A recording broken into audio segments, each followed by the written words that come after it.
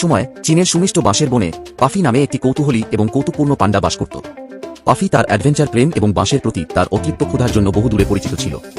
এক রৌদ্রোজ্জ্বল সকালে পাফি যখন কিছু সদ্য অঙ্কুরিত বাঁশের অঙ্কুরে খোঁচাচ্ছিল, তখন সে শুনতে পেল একদল পাখি বাঁশ হেভেন নামক একটি কিংবদন্তি জায়গা নিয়ে উত্তেজিতভাবে বক করছে।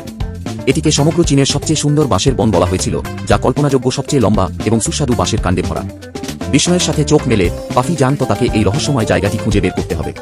তার চোখে দৃঢ় সংকল্পের সাথে সে তার দুর্দান্ত দুঃসাহসিক অভিযানে যাত্রা করল, বনে তার বন্ধুদের বিদায় জানাল। পাফি যখন উপত্যকার মধ্য দিয়ে যাত্রা করেছিল এবং বক করা স্রোত অতিক্রম করেছিল, সে পথে অনেক চ্যালেঞ্জের মুখোমুখি হয়েছিল। সে সাহসিকতার সাথে বজ্রপাত, পিচ্ছিল ঢাল এবং এমনকি একটি দুষ্টু বানর দলের মুখোমুখি হয় যারা তার বাঁশের স্তূপ চুরি করার চেষ্টা করেছিল। কিন্তু সবকিছুর মধ্যে দিয়ে পাফি অধ্যবসায়ী ব্যাম্বু হ্যাভেনে পৌঁছানোর জন্য তার অটল দৃঢ়তার দ্বারা উজ্জীবিত। অনেক দিনের ভ্রমণের পরে পাফি অবশেষে একটি শ্বাসরুদ্ধকর দৃশ্যে হোঁচট খেয়েছিল। ব্যাম্বু হ্যাভেন এর সুউচ্চ বাঁশ গাছ আকাশে প্রসারিত। পাখির কিচিরমিচির আর পাতার ঝরঝর শব্দে বন জীবন্ত ছিল এবং বাতাস বাঁশের মিষ্টি ঘ্রাণে ভরে উঠছিল। আনন্দে অভিভূত পাফি ব্যাম্বু হ্যাভেনের প্রতি ইঞ্চি অন্বেষণে সময় নষ্ট করেনি। সে সবচেয়ে উঁচু গাছে আরোহণ করেছিল, লতা থেকে লতাতে দোল দিয়েছিল এবং বাঁশের সবচেয়ে রসালো কাণ্ডের নমুনা নিয়েছিল যা সে কখনো খেয়েছিল। কিন্তু সূর্য অস্ত যাওয়ার সাথে সাথে পাফি বুঝতে পেরেছিল যে তার দুঃসাহসিক কাজ সবেমাত্র শুরু হয়েছে। বাঁশ হেভেন এখন তার বাড়ি। সে এই জাদুকরী বন এবং এটিকে বাড়ি বলে পরিচিত সমস্ত প্রাণীকে রক্ষা করার শক্ত করেছিল।